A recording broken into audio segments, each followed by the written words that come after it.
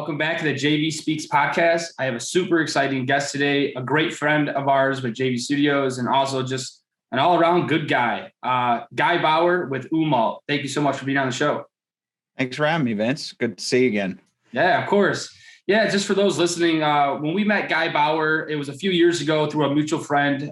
He was operating a company in Chicago at the time under Guy Bauer Productions, and recently has rebranded into a new company called Umault that does a lot of B2B videos. But before we get started, Guy, I'd love to hear your background and overall exactly how you got started in video. Yeah, I remember it clearly. It was the 7th grade, and this is 1992 or 3. And we all had to do a book report project. We had to team up and group up and do like Rudyard Kipling stories or something. So we got assigned Rikki Tikki Tavi, and the other groups, did the typical stuff 7th graders do. They did, I don't know, dioramas or, poster board thingies.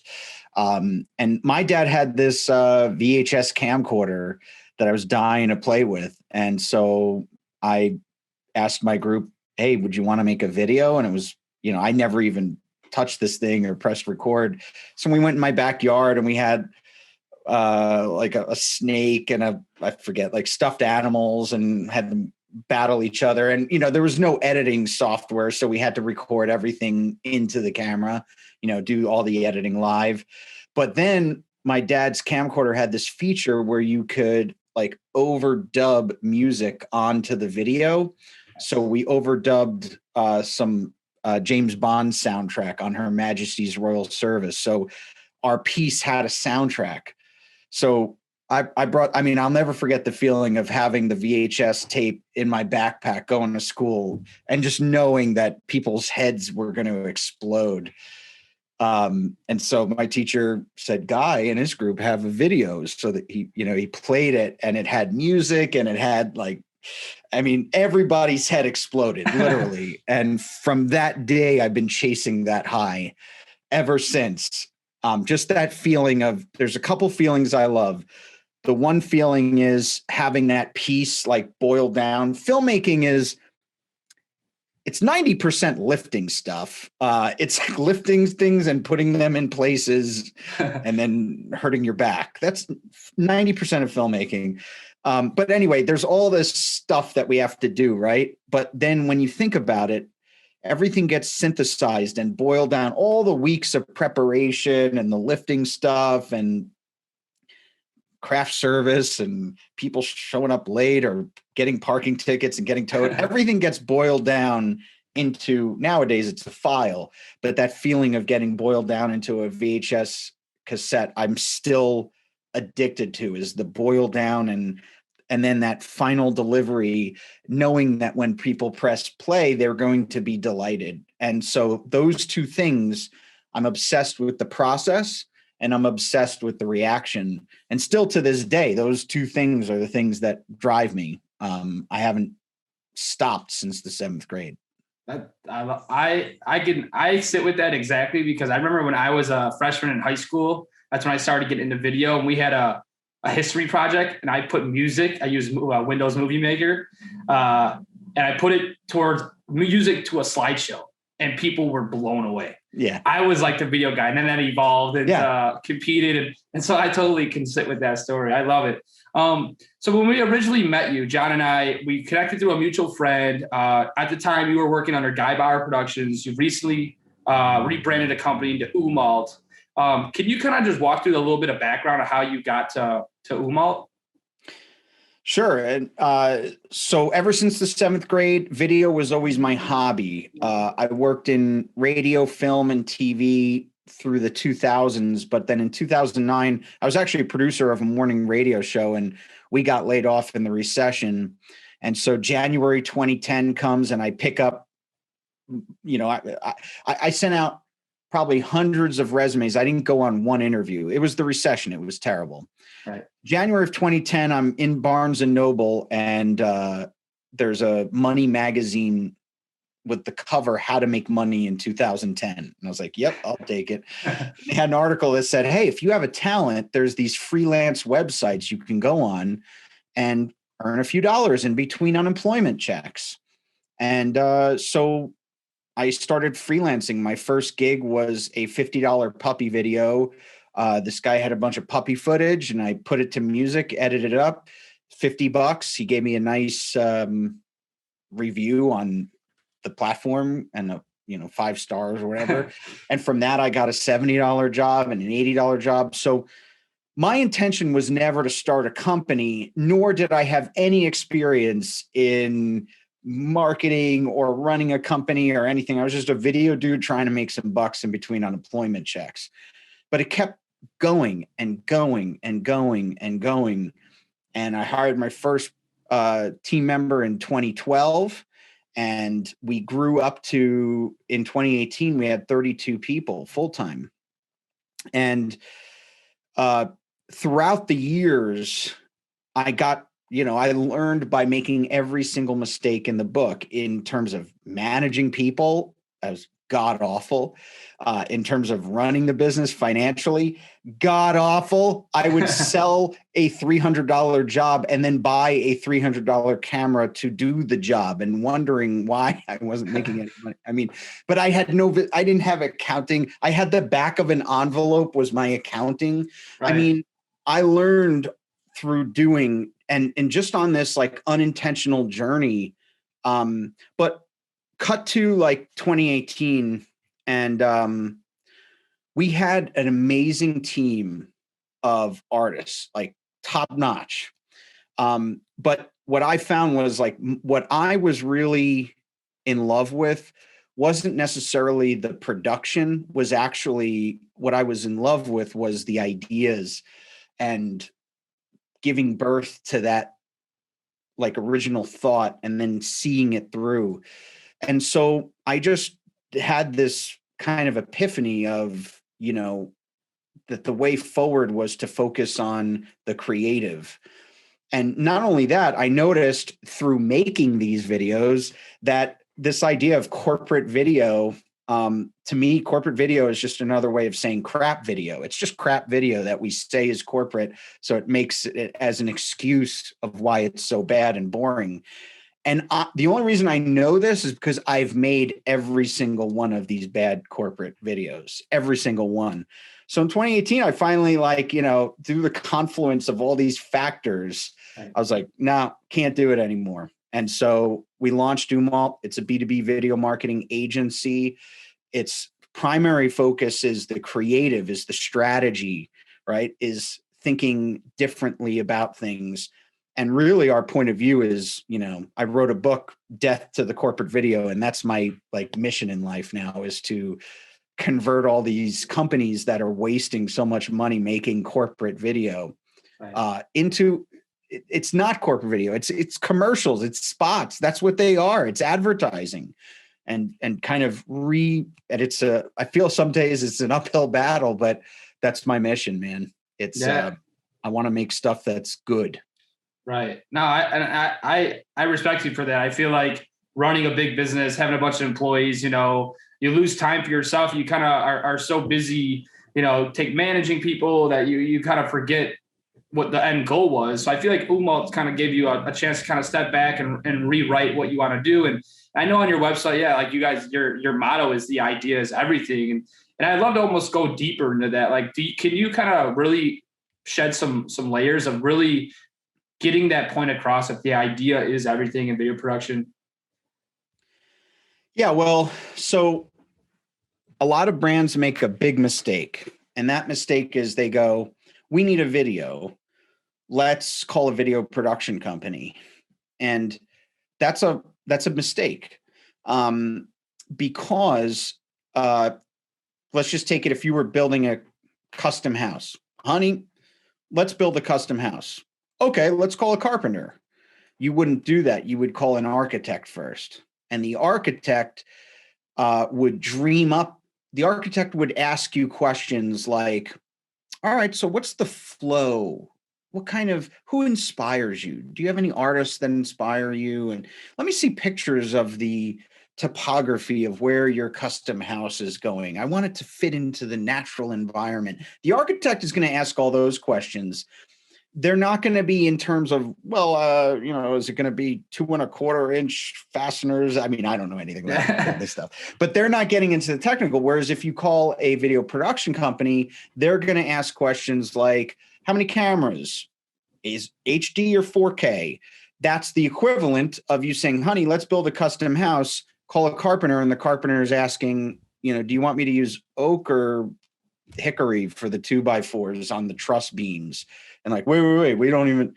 And so that's the fundamental, what I've diagnosed as the fundamental underlying reason of why there's so much like noise being made right now. It's because everyone is forgetting the first step. And the first step of an effective video ad, whatever we call it, is step 1, think of something. Step 2, make it. Step 1, go to an architect, come up with the plans, the blueprint. Step 2, bring it to the carpenter, the plumber, the electrician. The plumber, the carpenter, they take the plans that the architect draws up and executes. And that's what a video production company does. And how we classically define video production companies. So, right. So that's where we really want to convert and stress. There's so many marketing teams that I guess I'm not sure if they don't know this or they know it and they think they can't afford creative, but I feel like you can't afford not to do creative because by making something that's just what I call default, like, oh, I've seen this company do it. It's interviews and B-roll. By using some kind of off-the-shelf public domain default creative decision, you're effectively just making white noise. And that's where you get into companies all looking and sounding the same. We will literally do competitive analysis for our clients and show them 2 of their competitors using the exact same copy and the exact same shots from stock video libraries. Wow. So why the hell would you make something that looks and sounds like that? You are literally you're destroying wealth, right? You're just destroying marketing dollars. So we need to realign priorities. You need to be investing more into the strategy and the ideas and less into the doing.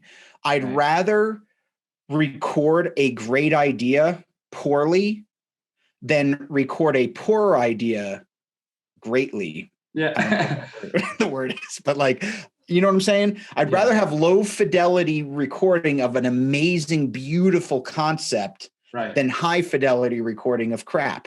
And most companies, that's where we get corporate video, because corporate video all looks good. It looks so good, and slow motion shots, and it's properly lit. It all looks good. It's high fidelity recording of nothing. Right. No, I agree with you. And honestly, I think it's smart where you're headed. It's like, you're like the dream builders for the clients. Do you feel like when clients approach you and you kind of go off that pitch of, we're not so much, I know you do involve production and you probably have in-house people that you hire, but you're a step before that. And do you think is there an educational element with the client when you do those approaches of, we want to be involved firsthand, and how do you get them on board? Yeah. Well, if please tell me. No, I mean,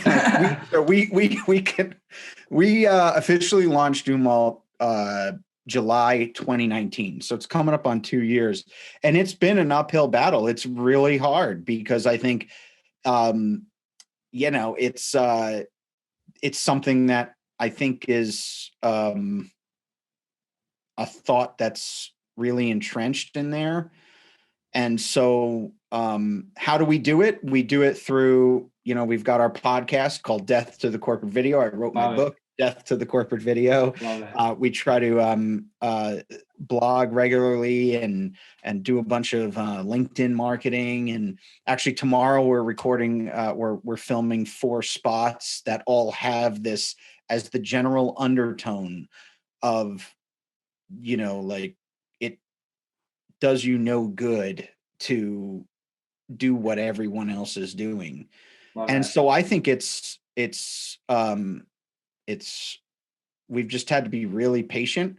We have converted a few, clients and actually existing clients who kind of went on the ride with us. Mhm. And so I just know it's where everything has to go. It's just, it's super hard to flip the switch. Yeah, no, I a lot of respect. I feel like it's just a classical conditioning, right? It's what one person's seen and they think it works, and you're kind of putting a fork into it and like, hey, we got to break this up. This is getting too stagnant. But when we met you originally, I think what really stuck out to me, and same with John, is that there's just this, when you watch a video that either it was your older company or Umault puts out, there's just this feel, and I could look at it and I'm like, Guy Bauer did that. It's just like, it has that Guy Bauer undertone and it has that that touch to it. And I'd love to just talk about, like, in a sense, that's just your style, the way you write. How have you feel like you kind of shaped your style over the years to really stand out from the rest? Well, thanks for that. I would love to learn what that style is, like what those adjectives are. What I've found is that you have to be yourself. And every time I've ever tried to recreate something I saw that is cool and I try to recreate it, I fall flat on my face. Literally. Like I'll see something, that is a staff pick or some other big production company does. And I go, oh yeah, we'll take that shot. We'll take that shot. Every time I've ever done that, always a fail.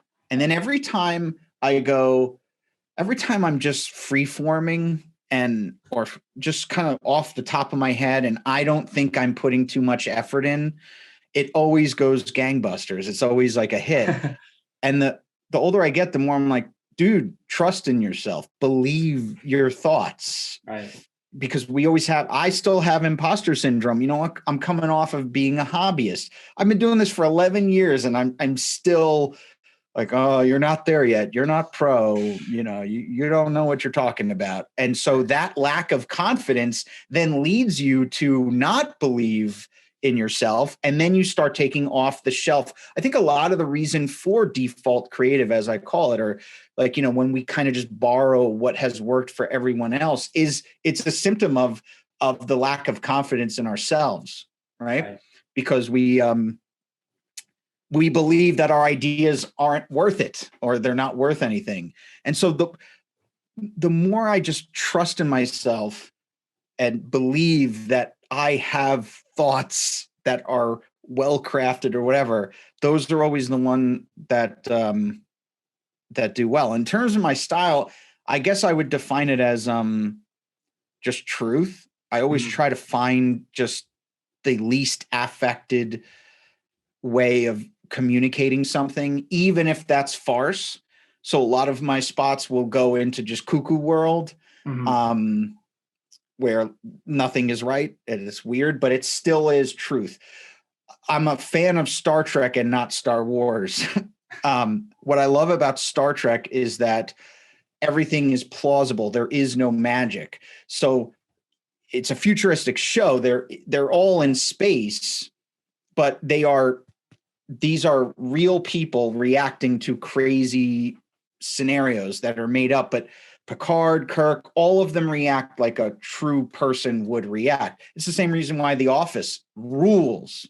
Yeah. Why everyone loves The Office. It's crazy situations, but all of them are totally real.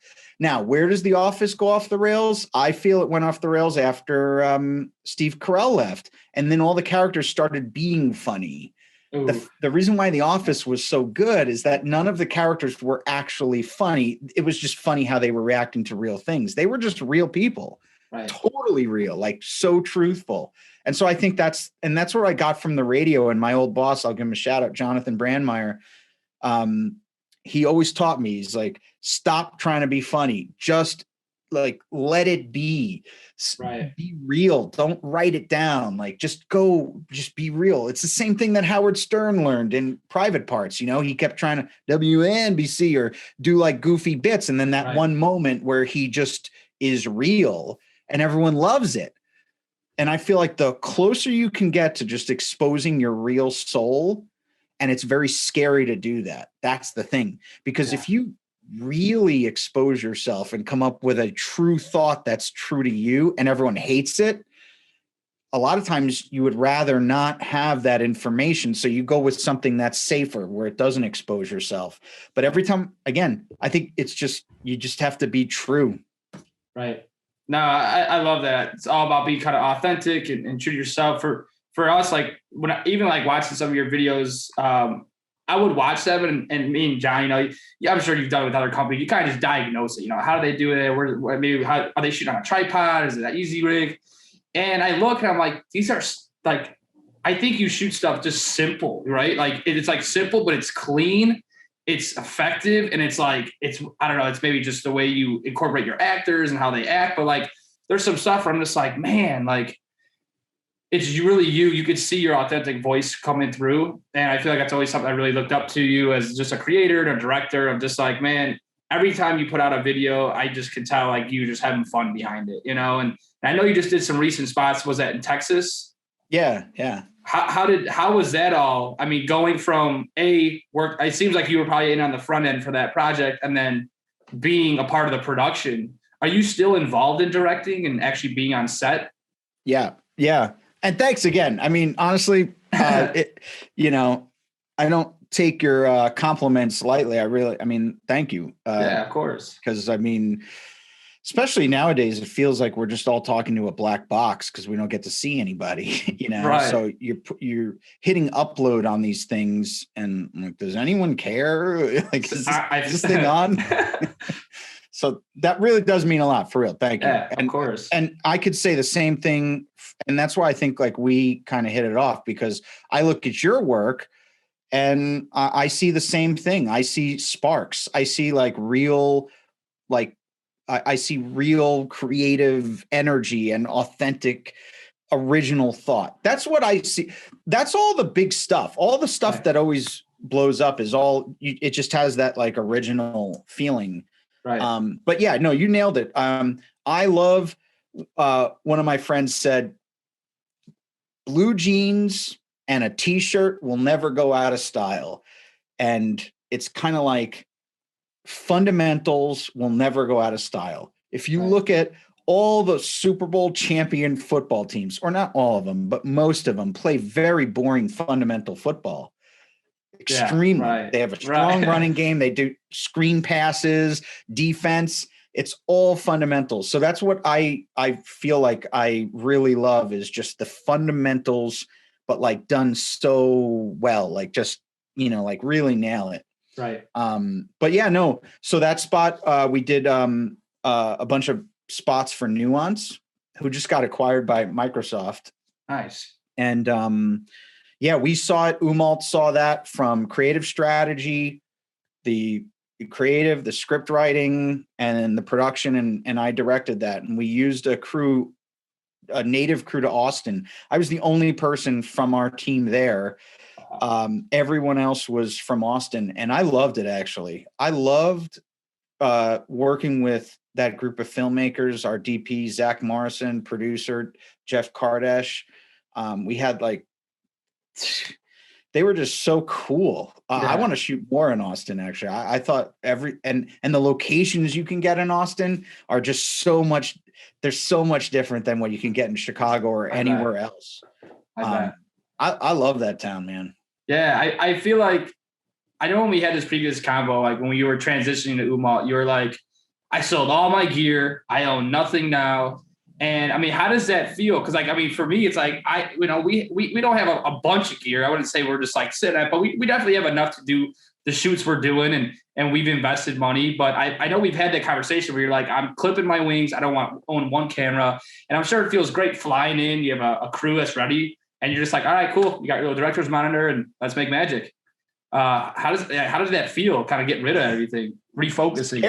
Scary. And every now and then I regret it. Literally, I was, so we have an Amira here, because we had 2 shoots this week. We had a shoot yesterday. We have a shoot tomorrow. So I got the week rate. So I did a little personal project with my dog, Al, and literally I have no lights. I have, very cheap Amazon GVM good video maker. I mean, like they're the crappiest. I'm not sure if it curse. They're not even like real lights. They're like cheap fake lights. That's what I have now. And I was like, oh my God, like, dude, I used to have a huge equipment room full of like any camera I wanted and all that stuff. So the strategic reason I did that was what I found. Well, this is all in my journey of accounting and cost accounting and like running a business. And we have a COO who's amazing, Hope Morley, and she kind of figured out all this stuff. But when we owned the gear, what we would do is subsidize the client. So we would use our C300 Mark II, our Sky panels. We'd come with a grip truck with every kind of diffusion. We'd bring any head we want. We owned a DF50 diffuser. We had every tool. We had multiple Ronins, everything. And we'd come to set and we would charge the client about $600 for everything because we didn't want to lose the job. So we had to keep our price low. And the logic was, well, we own it. So what does it matter? You can charge whatever you want. And then this little thing called depreciation creeps up on you. And you realize one day that, all this equipment you invested in has depreciated to almost worthless, but also the depreciation is like a silent killer. It's a silent loss that's like weighing you down constantly. And so what we were doing is subsidizing our clients. So now we charge our clients for the tools we use. And if all we have is $4,000 for the equipment, that's all we spend on it. The other, it's made us be more intentional on the gear we use, fitting the gear for the job, rather than just throwing everything at the thing and charging a couple $100 for it. So it was half financial. The other thing is I think it's also half creative in that it's all very intentional now. We used to just use lenses because they were lying around. So we'd use a ZF2 if we had it. We use a Zeiss contacts, or then we had CP3s, and it wasn't very intentional. It was just based on like availability. Like, all right, that's available. Yeah, let's use it. And now it forces you to think because you have to rent everything for the day. All right, well, what lens do we want? What would be good? How do we light this? And you don't overlight because you can't afford to overlight. So tomorrow's shoot is all a bunch of spots for us. So, me and my gaffer are talking and, it's down to $200. Like, can we add another S60 in? Like, yeah, okay. But it forces us to think in a box rather than having all these tools that are actually weighing you down. You think they're enabling you, but they're actually weighing you down. And it's silent because they're weighing your balance sheet down. And it's not until you try to sell it. So we had I paid $1 million for all this gear, and we sold it probably for $100,000 to $150,000. I mean, it is worthless. So, it's like, so that's why. No, I think, and I feel like where you're at, you hit that point where you do understand that value. And obviously technology is always changing. There's always new cameras. It keeps you in the industry to really use what's new, what's working. But also it's true. Like, if you own these cameras, you're going to push that on your client versus, hey, we could shoot on a C300. We could shoot on an Alexa. We could shoot on a Red. We could shoot on whatever, the 1,000 SPS cameras, right? So I think, I'm sure there's those wild like ticks where you're like, oh, I just want to shoot something. There's a beautiful sunset. And you just want to capture some cool imagery. But I think it also really puts you in this box of like focused, intentional. And I like that. And I think with JV, like we definitely, we're kind of using the gear we have. And there's definitely shoots that do call where we have to rent out a bunch. But I don't think we spent $1 million yet on gear. So definitely we'll keep that in mind as the numbers add up, Yeah, I mean, there was this idea I had with that the video ended up going viral on LinkedIn, and it was shot on my iPhone. And it has forced me to, again, I keep seeing the pattern. It's the creative, not necessarily the execution. Yeah. It's what is it you're shooting rather than how you're shooting it. And so this thing went viral. It was literally made with no modifiers. My iPhone, I have a little Rode microphone that plugs into the back of your iPhone. It's like a little shotgun mic. My 2 daughters. And the other thing is, well, all right, we have no lighting modifiers. We have no lights. Yeah. What do? We shoot it at sunset, so it forces you to think, like, you define the box and then you use all your tools rather than just, going for, everything, the kitchen sink. And Right. Again, it focuses me on the idea. And that thing went viral, and I keep seeing the pattern over and over and over. It's like, what are you filming? The other thing that I'm recently discovering too is, oh my gosh, I never appreciated wardrobe and set design. Never. I never gave it the appreciation it deserved. We would always sacrifice. We would go, all right, well, to afford the Alexa, let's just have talent bring their own wardrobe. Oof. And I think that that's a bad choice. It's, let's downgrade the camera and bring in wardrobe, because I just keep seeing the same, or let's shoot it in a free location rather than pay for one. Right. And the free location isn't great, but a lot of it is, what are you filming? Like, what are you actually aiming your camera at? It's got to be right for the story. Right. And for God's sakes, discount, take away the stuff that will get you a high quality image in favor of what the image is. You know what I'm saying? Like, again, I'd rather you record a lo-fi great image than a hi-fi crap image. Right. Well, I think firsthand, like, just even watching that, is it Nuance? How you say it? Nuance? Yeah. That spot with the guy saying crazy, all that stuff. Right. Which is super funny, by the way. That guy's like an awesome guy to work with. But yeah. what I always realize with your videos and just studying kind of like, what are they doing? What are we not doing? And it is that, man, like your sets are so dressed up to the T.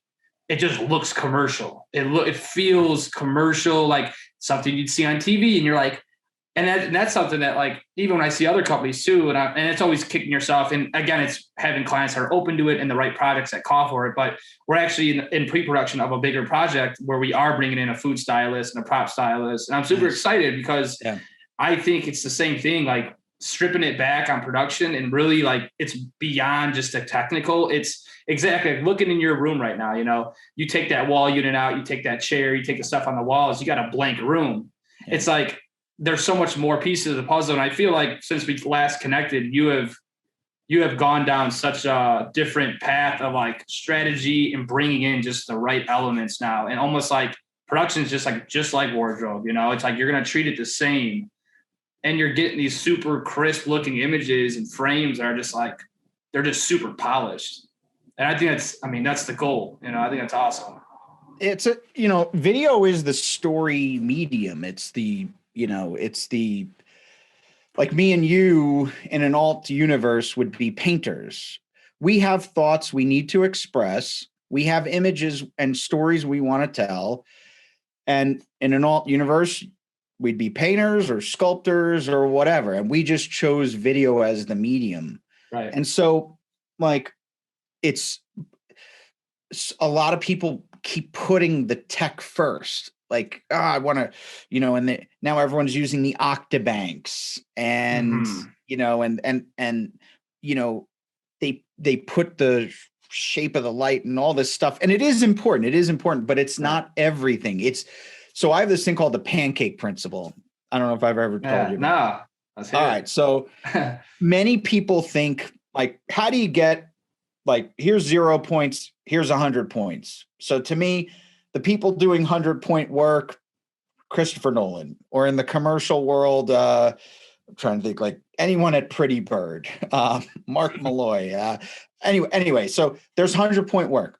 And so many people think the way to get from 0 to 100 is they allocate dollar or like point values. So like your camera is 30 points, your lenses, 10 points, your idea, 10 points, your wardrobe, 5, and like, but we overweight, like your lighting, what lighting, like, are you using aperture and M18, whatever, we give like 30 points to that. Right. And we give like these in our minds there's more value to some things and there's less value to others. Right. And what I feel, my theory is actually they're all equal. So they're all pancakes and they all are worth like 1% or whatever. And so your camera sensor is equal to your lens, is equal to your wardrobe, is equal to also your knowledge of day and night shooting and feelings and emotional is equivalent to your knowledge of color palettes and colors and emotion and how you direct the color grade and the script and the storyboard. And all of these things stack up. It's not like you get 30 points for your camera and 10 points for your lenses, and we're going to use Cooks and anamorphic. You see everyone's shooting anamorphic, but what are they filming in anamorphic? It's like, it's nothing. So that's why filmmaking is an art that I freaking love, because I will die trying to make the best thing. I will never make it, but I will die. And it is a mountain that can be climbed forever. You will never master it. Filmmaking is so friggin', it's like, it's so much work. Every now and then I see a photographer and they have one thing and like one case and a backpack. And I'm like, I'm so jealous. Same. Oh yeah. But still, that's a misnomer, because photographers have their own journey and their own pancakes. But filmmaking, you will never. The way I see it is like if we were in the military, we have those like ribbons, Yeah. So the more senior you are, the more like ribbons. Those are the more pancakes. And I feel like in the past 2 months, I've finally earned my, like if we were in Boy Scouts, I earned my wardrobe badge. After all these years of 11 years, I'm finally like theorizing. I'm like, wardrobe. Damn. Like wardrobe is and it's not everything actually. So now I'm like overweighting it because I just discovered it, but it's a pancake and I just earned it. Like that thought, if this was Inside Out, a ball just came down and I earned my wardrobe. And so I think that's what it is. It's the pursuit of stacking these things, and you'll never get there. You'll never get to the top. Yeah. No, I mean, I love that analogy. I can just see it. I can see you guys almost doing a cool little animation down the line. What I really think though, like what I'm really taking from all this is that, and I'm probably going to title the podcast with this, and I may have to take it from you if you're all right with that, but the idea is everything. And it's kind of sitting with me now.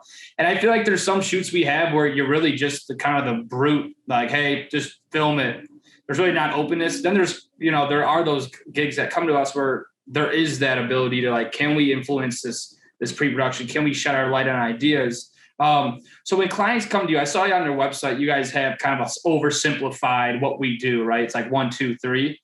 Yeah. Do you feel like that's helped clients kind of just digest? Like, I feel like, and I don't want to get too much down like a website rabbit hole, but just like in terms of what you do, do you feel like that has made it clear to clients? Yes and no. Yeah. Because I mean, there's so much to it, right? Well, I mean, we overweight. We think that, I mean, this is how it is in marketing in general. So we think that everyone's digesting every single word on our website, and they're really not. They're skimming. I have HubSpot. I could see what they do. Oh, wow. Very cool. Yeah. So like I could see the pages and how long they spent on them. And I think it's important to codify your process and all that stuff. But I think the biggest thing that I try to do is this is a trust game. It's like, because this is a journey. I like to tell my clients, we're going to do things that may seem dangerous, but it's kind of like when you're on an airplane and you take off and your nose is up and the engines have full power and you're back in your seat, and then at 5,000 feet, the engine's cut off and like, you're like, go up and you get negative G's and you go forward and you're like, what is going? And you grip. And I've flown maybe thousands of times. I'm not sure, but every single time I go and I grab my thing and I'm like, this is it. This is it. But, and if everyone was flying up by committee, everyone would be screaming at the pilot, like, turn the engines up, turn the engines up. And everyone would be, like trying to influence the pilot, but because what appears to be dangerous to us, like, wait a second, shouldn't we have more altitude? Shouldn't the engines be on? What appears dangerous to us is actually the pilot getting probably informed by air traffic control to maintain their altitude, maintain their speed, and to be safe. It's meant to keep everybody safe. And so that's why, but why doesn't everyone go up to the cockpit and like, is we all have this fundamental trust in the pilot, right? We trust that they don't want to die and that they're going to keep us safe. So we white knuckle it and we all pretend like we're cool. Right. We're all thinking it with what's going on. It's the same thing. It's like when we take clients on a journey, it may feel dangerous. There's many parts of it. It's like, wait, I've never seen this kind of video before. Are you sure? Like, what are we doing? You know, and it's kind of dangerous. We're making maneuvers that like, and it's all about trust. So that's why we put a really big emphasis on making sure it's a right fit. Right. And like, yeah, educating on our process and all that stuff. But I think the main thing the older I get, the more I say no to projects. I can't believe how much I say no now. I used to say yes to everything. And now I say no to most. It's crazy. I never thought this would be, but I think, you know, again, I've just been doing it 11 years and I've just realized the patterns is that there's got to be that connection. And I think if a client, when clients work with us, they have made that connection through the work or like what we've said about the work, or usually, you know, they're referred by someone. But there needs to be that trust from the very first conversation, because great work cannot be made without trust. If there's no trust, that's how safe work gets made. And safe work is default public domain creative. You've seen it before. You've seen that company doing it, or you outsource the creative to your CEO. So many videos, they go, well, we don't really know. Let's just interview our CEO. And you're effectively saying, CEO, you write the thing. You know, and you put pressure on them, and then whatever they say is your script. You know, sure, we can edit it, but that's it. So that safe decision making comes from lack of trust, and so that's why to us, it's the big thing is, like think about it. You wouldn't choose a surgeon based on the steps they take over how many successful surgeries they've had. Right. So that's where the whole thing is about. It's branding ourselves. It's meeting people. It's, you know, being very patient. It's a game of patience in finding clients that see eye to eye with us. But that trust has to be there. And then from there, that's when, you know, we can take them through the process. But it's that fundamental trust that enables them to go through the process. When we started out as Umault and we were kind of converting, clients were still like, wait, no, this process takes way too long. But then when we got a few reps and they saw the output, they're like, yeah, we're willing to go through the process. You know, because we take about 16 weeks now from start to finish. At Guy Bauer Productions, it was sometimes 2 weeks, 4 weeks, you know, but our director's treatments at Guy Bauer Productions would be show up at 8 a.m., 9 a.m. to 10 a.m., B-roll, 10 a.m. to 11, interview, 11 to 5, B-roll. And like, it was just like, it's like shoot that. Yeah. Now our treatments are sometimes like 50, 60 pages long. So, you know, it's but I think when they see, you know, the effect that it has and stuff, they're willing to go through. So I think business in general is just a game of patience, time, effort. You have to get your 10,000 hours and then another 10,000 hours after that. And eventually you'll like settle into what works for you and your process. And that's going to be different than everyone else. And you know what? You're not going to be scared that it's different from everyone else because you trust yourself. Yeah. I mean, that's something I always loved about you, man, is I always felt like you kind of just had this like, no ego, but like confidence to you. And I still have that spot where I see someone else's work and I'm like, I always have this conversation with my partner, like just not there yet. it's just not there yet. She's like, what do you mean? I love this video. I'm like, it's not there.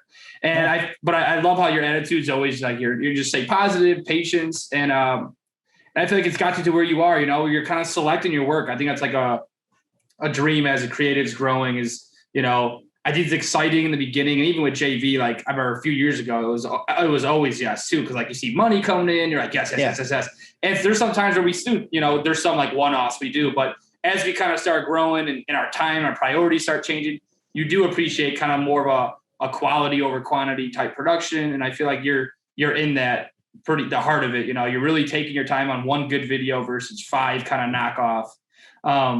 But yeah, as we kind of get to kind of close it, I've been liking just asking, is there any advice? You have a lot of young kids that follow us or just not even young, any age that do video. If you could kind of share a piece of advice that young Guy Bauer wish he knew, I like to kind of always just throw that out there. Oh, that's a good one. Pre-pro. It's all made in pre-pro. We want to just go out and shoot. And oh my gosh, storyboard artists. I never appreciated that. I was like, what do I need that for? I'm just making a bullet point list. Oh my gosh, pre-visualizing. The shoot we did yesterday, I edited that thing 3 weeks ago. We used our storyboard frames, but the music is selected, the end frame. I mean, everything is pre-done. To edit it, we just click and drag our selects into it. It's already done. That's amazing. Make it before you make it. Oh my word. I wish I knew that. I love that. I used to just kind of, like, we'll do something. Yeah. And then you get into the editing and you're like, oh crap, we have nothing. Like, what were we doing? Or the other thing is when you're younger, you overshoot.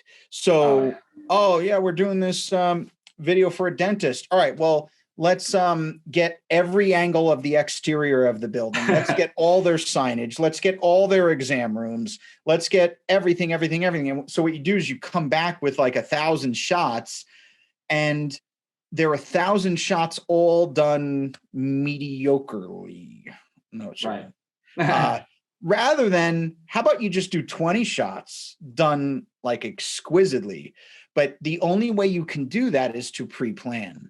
Because when you come without a plan, you don't know where it's going. So you got to like cover your bases. You got to be like safe. You got to get everything. Right. When you come in with a plan, like down to the shot, and you will not deviate from that thing. And that's so scary.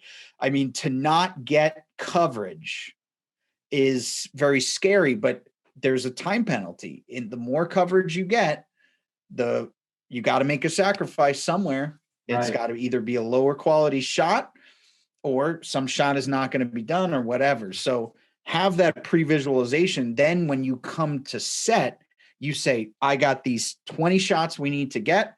We got X amount of time per shot, and you can make them all great. Instead of, you see these videos where there's like 3 good shots in a video, but then everything else is kind of boring. Right. A video of all great shots.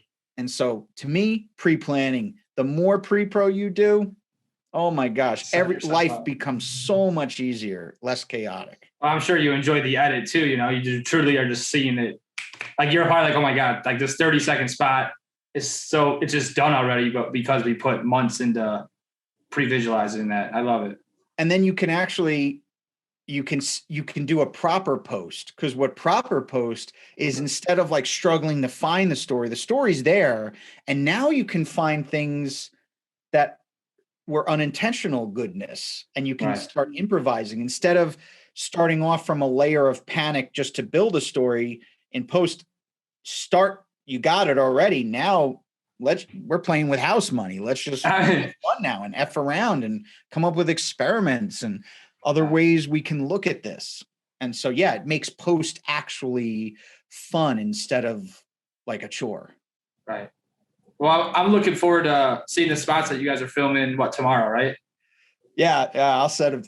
Yeah, they're always fun. I feel like, even just investing in yourself to get that point across. Like I love that one, the corporate one where they were around me and Johnny to this day. Like we'll watch it every time and just die when that girl says, "Help me." And it's like in slow-mo, but it's like, you guys lower the pitch on that because everyone's moving slow, but it's like it was just so well thought. And I'm like, this is hilarious. This is just who you are, you know? And I felt like that was you being you, you know? Actually, I instructed my wife I always have, there's a current video that she should play at my funeral. So that's the current video. That's at a cover video. I mean, that is it. For the same reason you said. I mean, that's me in 60 seconds. That's my outlook on life. I love it. But hey man, I really appreciate catching up with you. I mean, you're like you said, you're an open book, and just from knowing you years ago, and I'm proud of kind of where you took Umault and really getting strategic. It's kind of inspiring me to really kind of step back and you know, just try to get a bigger picture on some of the shoots that even we do. But again, it's all growth. And I think every gig you learn and you take, and you can't compare. We're in different time spots, but it's always nice to kind of bounce ideas off. So before we sign off, I'd love to just ask, how can people reach you if they want to pick your brain, get to know your work? Yeah, go to umault.com, umault.com. If you scroll to the bottom, we have a free guide, 7 ways to avoid making a corporate video. That's kind of the primer on our whole point of view. And then we also have a podcast called Death to the Corporate Video, and a book that I wrote.